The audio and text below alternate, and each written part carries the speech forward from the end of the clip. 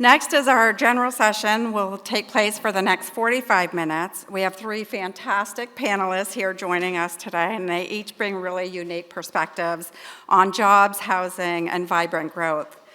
Integrated into the conversation is improving transportation connections equitably. We have Lisa Groeneveld, the co-founder and vice chair of OnLogic. Megan Sullivan, Vice President of Government Affairs at the Vermont Chamber of Commerce, and Richard Amore, Planning and Outreach Manager for the Vermont Department of Housing and Community Development. And we have Kyle Dodson, President and CEO of the Greater Burlington YMCA, who will moderate the panel. You can find the bios for all of the panelists in the program, the QR code on the back of your name badge. So, Kyle, I'll turn it over to you.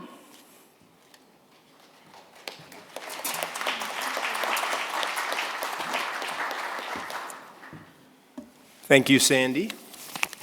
Good morning, transportation equity warriors. It's nice to see all of you. I was reminded upon entering the hall today of what I find to be one of the most satisfying, gratifying things about being part of this community, and that is the connections. I had a chance to catch up with two old friends and colleagues, Christina Erickson and Nick Anderson, who are both very much in the fight. Christina, as you probably know, is the director of Local Motion. And Nick Anderson has been at Champlain for many years doing environmental work, climate work, student participation, biking things. So they're very on point with our topic today. So it was nice to see them. Since I have the mic, I'm going to take 1 second to make a quick little thing. So it just turns out that probably since about 2005, maybe 2003, I've been a committed bike commuter. So I'm encouraging all of you to do the same. And now with electric bikes, there really is no excuse. They are somewhat expensive. I think there's all sorts of kind of support that you can get, and it's definitely cheaper than a car. And some people might complain that our weather's a problem, but if you have the proper gear, OGE, check this out. These are chaps, waterproof chaps, like a Western kind of thing, but for rain riding, right? So just gear up and pedal. All right, we're going to start this thing.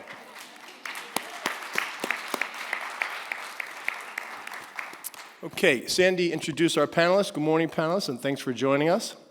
What we're going to do today is I'm going to pose some questions to the three panelists. We decided that in our experience of these things, the opportunity for audience question and answer is often truncated. You all came here today. We're interested in a back and forth, so we're going to try to keep the beginning presenting of ideas relatively brief and give an opportunity for more audience back and forth, and that puts the onus on all of you to be engaging. All right, here we go.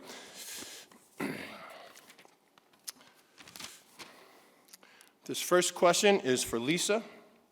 Lisa, can you provide a bit of context about how equitable transportation impacts a growing business like OnLogic? And what do you see as the biggest opportunities for the development of our local transportation network? All right, thank you, Kyle. Hi, everyone. I guess you can hear me okay. First of all, I just want to say I am so encouraged to see so many people attend today to talk about transportation in this area. I'll give a little bit of background about myself, where I grew up, and how I come to be someone who was so excited to be invited today to participate. OnLogic is a local employer. We have an office here in South Burlington. If any of you have driven on 89 lately, past the Whale's Tails, that's our building right now being built. We also have an office in Cary, North Carolina, and offices in Oosterhout, the Netherlands, Penang, Malaysia, and Taipei, Taiwan. So we're all over the world, and we are located in places with, I would call, enviable public transportation options. When we opened our business in the Netherlands, in the Rijswijk area, which is close to The Hague, and subsequently moved it to Oosterhout, It is a part of the world where you choose to take transportation because you like it, because it's nice, because it gets you where you need to go, it gives you an opportunity not to have to worry about parking. It's just a pleasant experience. And so a little background, and then I'll get to your question, Kyle. I grew up in Barrie, and I grew up in a house with a lot of love, but not really much else. So our family struggled financially for a lot of years, and it was tough. And I was able to go to college basically by the graces of the American taxpayer.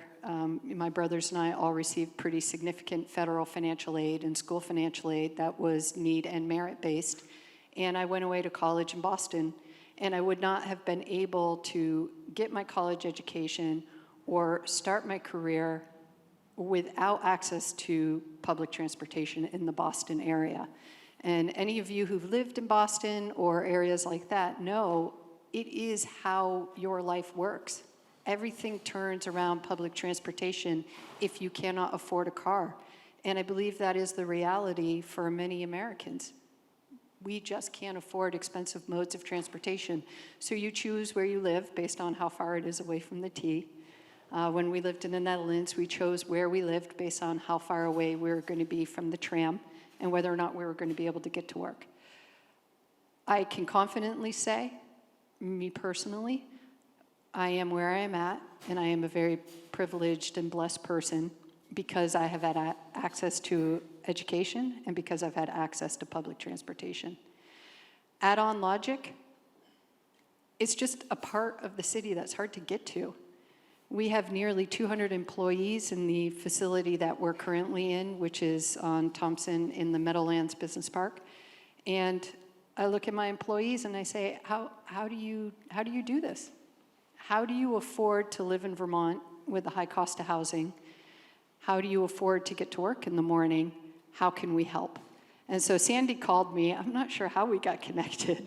Sandy called me and she said, do you care about public transportation? I literally jumped out of my chair. I'm like, care? I'm where I'm at today because of it. Everywhere I've ever lived, I've relied on effective public transportation to get to school and to get to work and to earn a living. So how important is it to us from an equality perspective? Let's face it, underrepresented members of our community are disproportionately struggling financially, and they need effective public transportation to go to work, to support their families, to get their educations, even if you can afford a car. Isn't it nice to leave it in your driveway? I also live in a part of the city here near Vermont National Country Club. I don't even think there's a bus that goes out there. So how do people from the Southeast Quadrant get to work? I'm not sure. So it's a very long answer to tell you why I'm so happy to be here today and to really say that this is something that drives our economic engine in Vermont. It is something that drives connection to the community. And I couldn't be more pleased to have been invited to participate in the panel, and I look forward to your questions. Thank you so much, Lisa. Before we move on to the next question of our panelists, I thought it might be worth highlighting one of the lines that Lisa shared, and that is that places with enviable public transportation infrastructure and setup. I don't think we would put our community into that category. And that's, right, Lisa? Unfortunately. And that structure, I mean, I'm sure that we all know in the room that there's not insignificant challenges that we have to creating this infrastructure and equity, and it seems like an important part of the conversation. Okay, thank you. Next, we're going to move to Megan. Megan, how has the business community's engagement in the issue of equitable transportation evolved over the last decade, and where could that go in the future, considering 80% of Vermonters work at small businesses?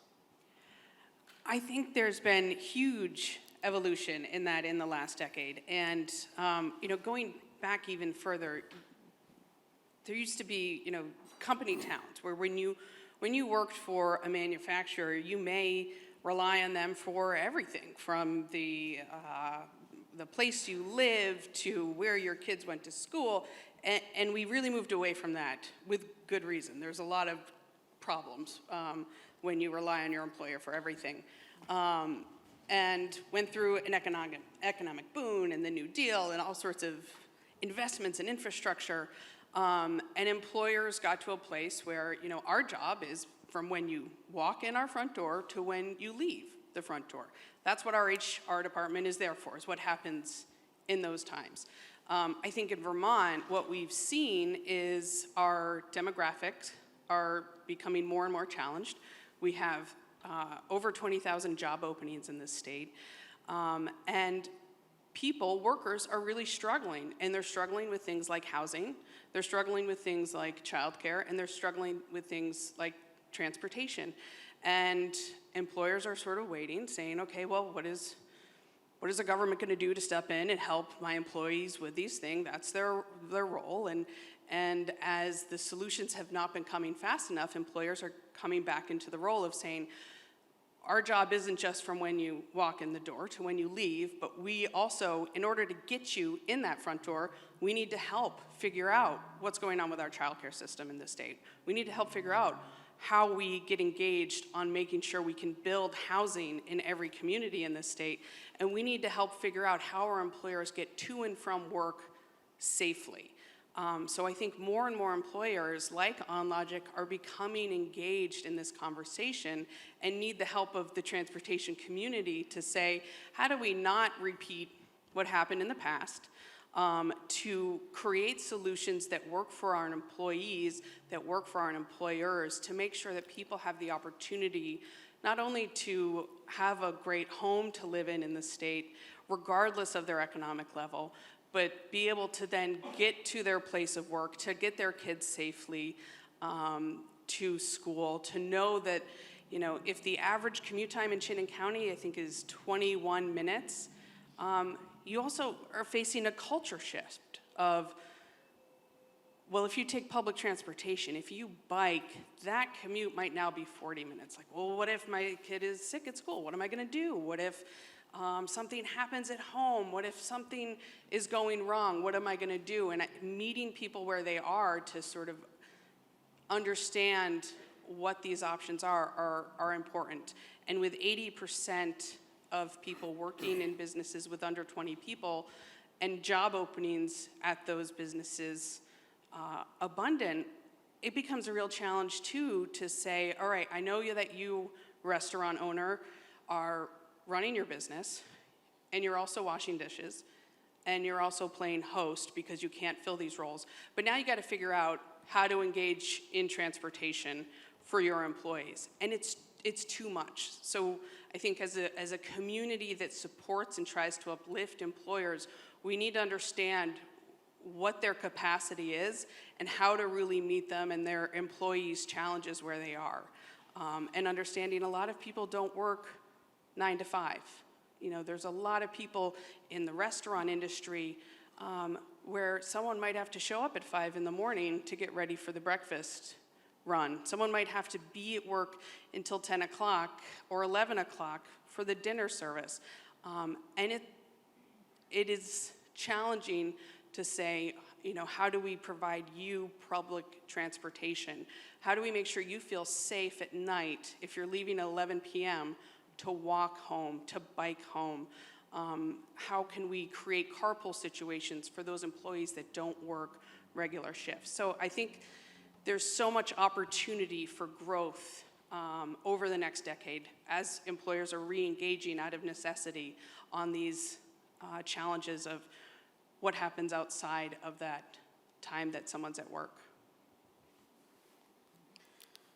Thank you, Megan. I love the so much opportunity for growth comment. We need some infectious optimism in this movement. Okay, Richard, if you please. What places or communities in Vermont are advancing equitable transportation initiatives, projects, and policies? And what are these communities doing to expand transportation options that build economic growth and opportunity? Further, why is walkability so important? Thanks, Kyle. I'm going to step back and answer the last question first. And I tend to, I was struggling with what I was going to share tonight. So last night over dinner, I asked my 9-year-old son, why are walkable places important? And he is the son of two kind of planners, landscape architects, so he's been, indoctrinated at a very young age. But the honesty of his answers really spoke to me. And he shared that, folks who don't have cars can't get to places like school, the library, or go get ice cream. Of course, he said ice cream. Creamies are important for Vermont kids. And then I asked a follow-up question, like, why are sidewalks needed? And he said, because the streets aren't safe for us. We need sidewalks. And it really made me think about that hard. And, started thinking about it. There's over 25% of Vermonters don't drive, be it because they're a kid, be it because they have a disability, or they're an older Vermonter, or they choose not to. That's over 160,000 Vermonters. That's the population of Chittenden County that we're leaving behind when we don't build places to meet their needs with public transit that's reliable and safe and quality services. We don't build sidewalks and bike paths for people to get around who choose not to, or can, or unable to drive a car, or can't afford a car. So do we spend 25% of our transportation budget to meet the needs of the Vermonters, 25% of the Vermonters who don't drive? I don't think so. It's an evaluation of priorities, both at the municipal, state level. The pandemic really highlighted how transportation infrastructure can be more than about mobility and access. Access is key. Being walkable communities is all about access, freedom of choice, and movement. But the pandemic highlighted how businesses expanded their showrooms using sidewalks and public spaces, how restaurants expanded their dining rooms to have people eat outside in parklets and take over street right-of-way, how Vermonters, residents, use sidewalks and public spaces to expand their living rooms, to connect with one another. And sidewalks and public spaces and our transportation infrastructure can be a key way of supporting and meeting our climate goals, our public health goals, our collective and well-being, our social connection is critical. The general surgeon just released an epidemic saying loneliness is an epidemic in our country.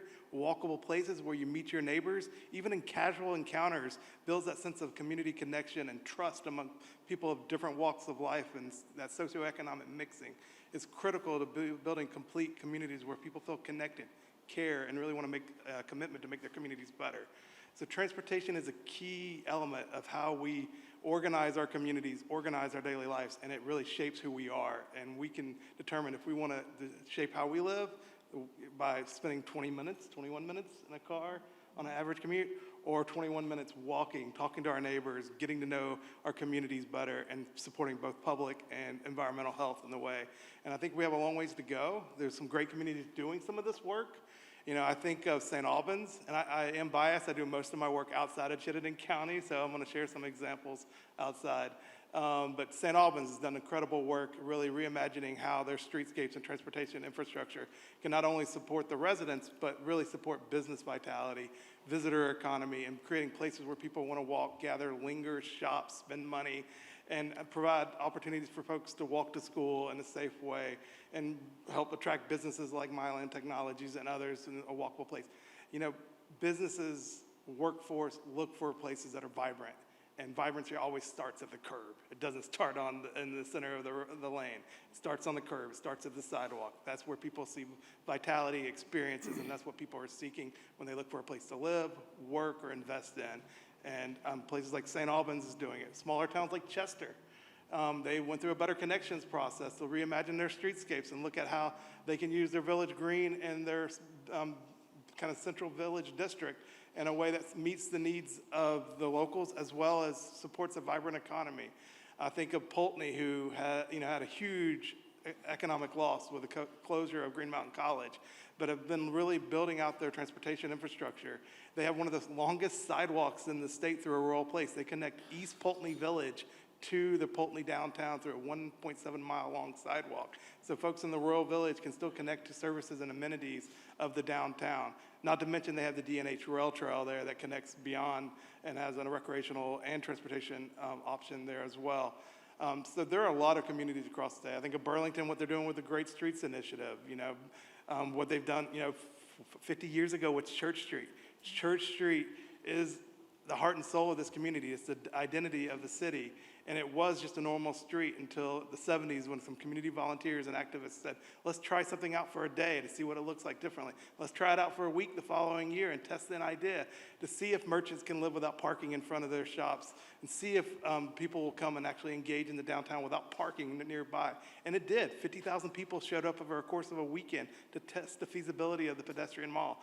And that space has transformed the community, and it started with a single idea. They tested for a week or a day, they tested for a week, and it gained momentum and changed the identity and the economic vitality of the community. The highest property values, the highest taxable revenue comes off of Church Street in the city of Burlington. So our transportation investments matter, not only from access and opportunity for all of us, but for the economic vitality of our communities. Woo, yeah, you're up. Yes, it's so heartening to know that we have such intelligent and passionate, advocates and professionals working on these issues. As promised, we're going to move to a Q&A now. I think we have probably mics to go around, Sandy, perhaps, and we welcome any questions from the audience of our three panelists. Thank you, sir. Hi, my name's Harry. I'm a student with the Transportation Research Center at UVM. And I just kind of have a question about a lot of this walkability stuff, right? There's a lot of stuff that has to happen on the road, stuff like sidewalks and stuff like that. But beyond the road, right, we need to make these spaces inviting for people to walk. So I think a big challenge we have, right, we have a lot of businesses that say have a lot of parking in front, especially I think the downtown in St. Albans, you got the strip mall, huge strip of parking here, right? If I'm a pedestrian walking, that's a little uninviting, right? It's kind of saying come on cars, come on up. But if you're a pedestrian, you're gonna have to walk, 50 feet after you get off the bus. So, how, maybe from more of a planning, land use sense, can we encourage, businesses and communities to make these spaces more inviting to have things like walkability and transit beyond just immediate improvements to our transportation roadway? I welcome any of the panelists to take a stab at that one. Richard, it sounds like something in your wheelhouse, but anybody who has thoughts, please. I'll jump in and then feel free to add. I think, for existing development, it's retrofitting, right? But for new development, we can prevent some of those things, or we can shape those things through our local bylaws and zoning regulations. And that's where the rubber meets the road in development, right? And the development of our buildings shapes our transportation infrastructure and creates safe and accessible places to walk. Places that are set back from the road with huge parking lots and not a sidewalk, and you don't feel safe, you don't know where the conflict points are cars. It's not a place you really want to walk. It's not a place that is inviting. There are places that are similar to what you mentioned in St. Albans, where communities have made small gestures of improvements by putting some landscaping and sidewalks and direct walking paths. And those are attempts to make those development patterns more walkable and safe and inviting. And it's a good effort, but I think we need to look to the future as we develop new new buildings, new commercial businesses, that we think about where we put the parking, or is parking absolutely necessary? And think about the people first. Since the 60s and 70s, we always thought about the car first. Let's change that paradigm where we think about people first.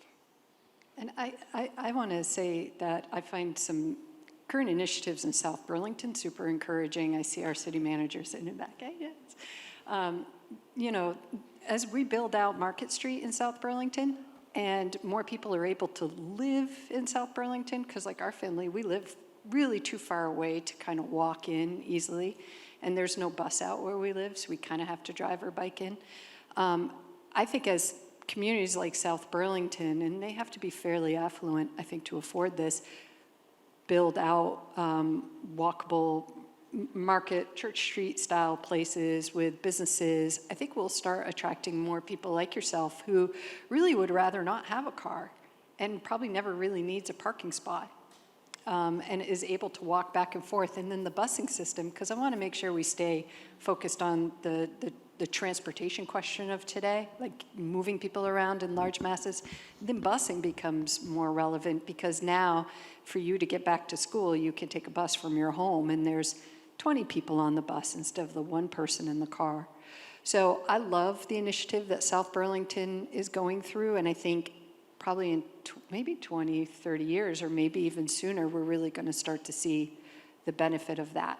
As an employer in South Burlington, in my mind, Market Street can't be built out fast enough because we hire IT people, and IT people like that feeling of being able to go to a wonderful, healthy living and enjoy the produce section, but also drop into a restaurant if they don't feel like cooking, walk down the street, put out their folding chairs.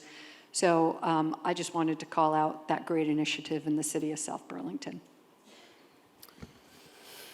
Yeah, I would just say there's a lot of important conversations that need to happen around that public-private partnership. You know, what is the business responsible for? What is the municipality responsible for? How can those connections be made to move things forward for success? South Burlington, so many communities in Chittenden County have tax increment finance districts, which are really an incredible opportunity for public-private partnerships to blossom, to say, if you're going to be investing in our community, what can our community do to make you successful?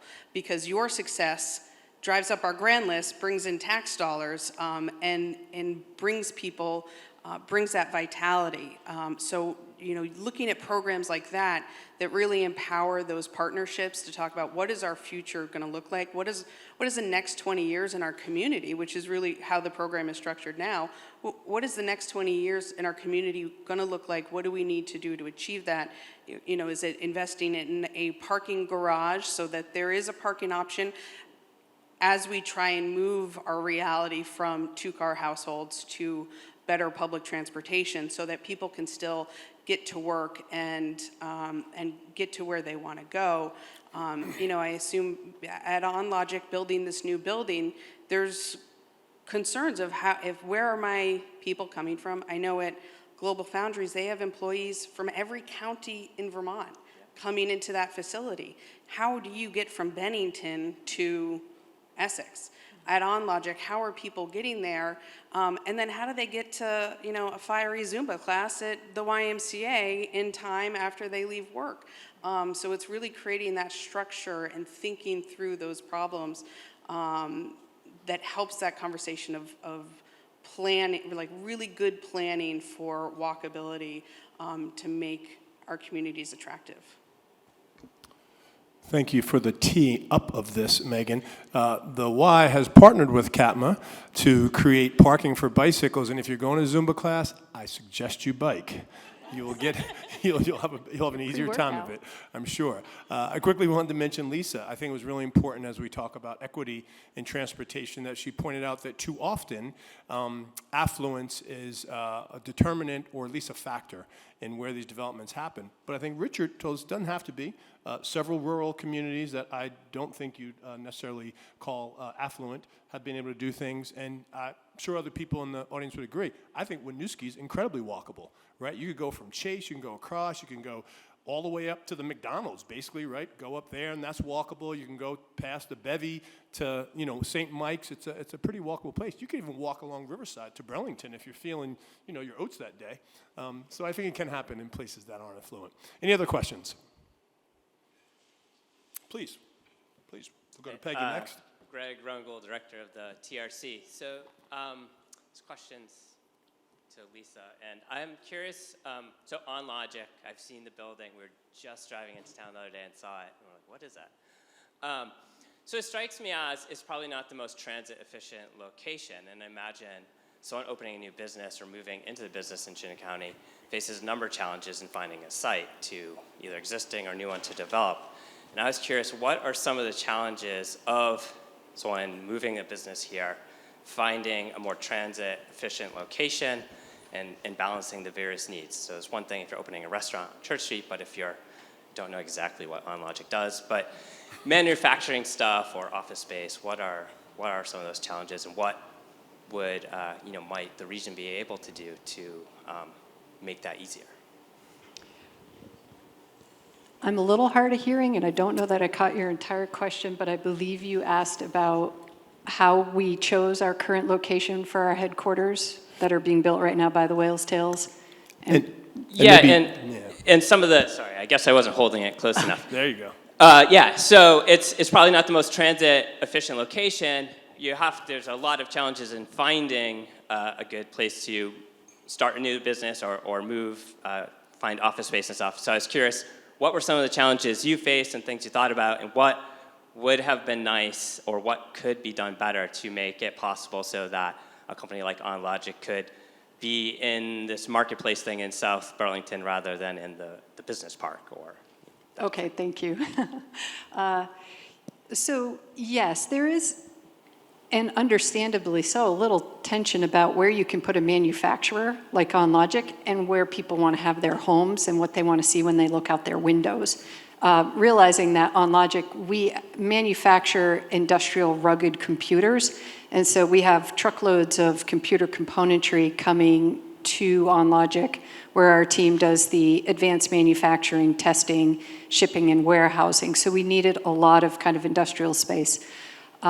Personally, I wouldn't want to look out while I'm drinking my morning coffee and see all of the trucks coming by. So the location for OnLogic from our manufacturing needs is actually pretty ideal. It's close to the highway, it's close to FedEx building is right there.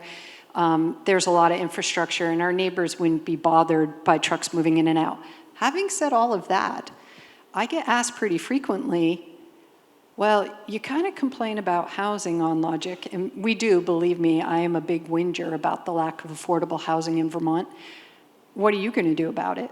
And this kind of touches on what Megan said. And I said, well, golly, I'd love to build an apartment building right next to the office where I bet a lot of my employees would love to live because they roll out in their bunny slippers and they walk across the parking lot and they're at work. The cool thing about where we're located is I actually think with a bike or a bus, you can get towards Market Street. Like if you're really kind of feeling a little aggressive, you could even walk. But yeah, that sort of tension between where a manufacturer is and where someone might want to live is real and understandable. As for where we decided to open our other U.S. facility, because we have an office in Cary, North Carolina, I hate to say it, but they figured it out better. They also were a very rural state, but Research Triangle is probably one of the happeningest IT places in the country now. And businesses are located in areas where there is also housing. And as you drive around, you realize they put up a lot of trees. So when you live in your housing, there's a row of trees, and you can't see that right next door. There's a really large manufacturer right there. So if I were to say, if we do it a little bit like that, we just put up more trees, we put up more visual barriers, people can live closer to work, it looks nice. I feel like there's a lot of possibility here in Vermont to sort of take a page out of North Carolina's book, because the Cary area is, wow, nice. A lot of our employees ride their bikes to work in Cary. Now, of course, it's also warmer, but they also live close enough that they have the option to take a bike, take a bus, or take their car. Did that answer your question? Close-ish? Yeah, I would just follow up on that and say there is an important distinction when you're talking about an industrial park, an industrial business versus sort of commercial residential. When you talk about a core downtown, there's a lot of commercial and some residential. And then that outer ring is really where you get into neighborhoods and residential building, and I think that's where some of the designation programs talk about. You've got the neighborhood development area outside of the village center, outside of the designated downtown, and industrial areas can be adjacent to that, but they don't necessarily fit being in that downtown because you've got heavy trucks. And if you've just invested in roads and walkability, having heavy trucks coming through all the time is damaging to that infrastructure that you've just invested in to create that sense of community. It doesn't mean you can't find ways to link to it, though. An example I give is, do you really want a slaughterhouse next to your elementary school? No, that's not the appropriate place for it. So I think, I don't put bumper stickers on my car, but if I did, it would be like, I love my planner, because they're so important in this role of figuring out how do we connect all of these different parts of our communities, and understanding we're not coming into Vermont and saying, this is an undeveloped area, what's the best way we can do this? Infrastructure already exists here, communities already exist here, so it's looking at what we have and making those investments to make it better, which can sometimes be more expensive making it harder when you're trying to rethink and redo, but is going to be critical, again, to increase that grand list value, to bring more people in, to make more investments happen. Thank you very much. I'm going to check in with my boss here, Sandy, and unless we're going to extend time, I'd probably have to say one last question. One last question, please. Peggy, I think you had your hand up if you're still interested over there. Hi there, Peggy, Vermont Clean Cities at the Transportation Research Center. So I guess this goes a little bit to Lisa as an employer, to tag on from what Greg asked before. So as an employer in industrial area now, you're doing manufacturing.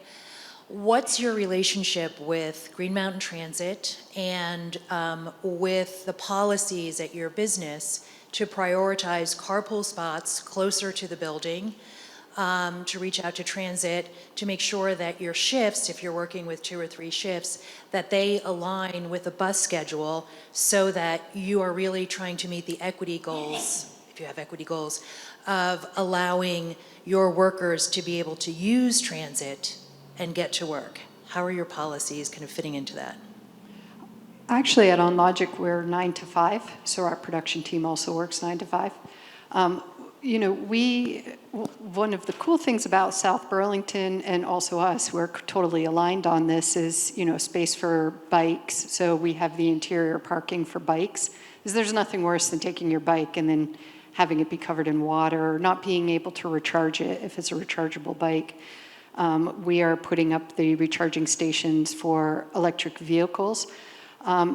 One thing that we did a long time ago is we went to the busing authority and said, hey, can we get a bus down here to Thompson? And are we the only ones who need a bus down here at Meadowlands? And it seemed like kind of the buses came down just for our team for quite a while, I think. In fact, I heard that there were maybe a handful of employees who were too young to drive or didn't want to own a car. And so the busing system was very accommodating to come down when they wanted to come back and forth. Now we're nearly 200 people here in South Burlington, and as we are expanding into our new building, I think this is more of a conversation we'll have to have. And I would like to say to our team, hey, if you find it expensive to pay for public transportation, which I don't think is that expensive here in South Burlington in the first place, let us know, we'll pay for it. You know, we buy helmets for the team who rides bikes, just because I can't imagine anyone riding a bike without a helmet. So there's probably more interesting things we can do just to encourage it. But the most discouraging thing is that I believe the vast majority of our employees live too far away and would not want to take public transportation. You know, they're coming from Georgia, Barry, Montpelier, Richmond, Heinsberg, and a bus is just not realistic to them. If anything, we have a chicken and the egg. We can have great access to transportation, but if people don't consider it a reasonable means of getting to work, because they live so far away, it's probably not going to get utilized. So I would love our team to be able to live closer and then feel like the bus is really an option.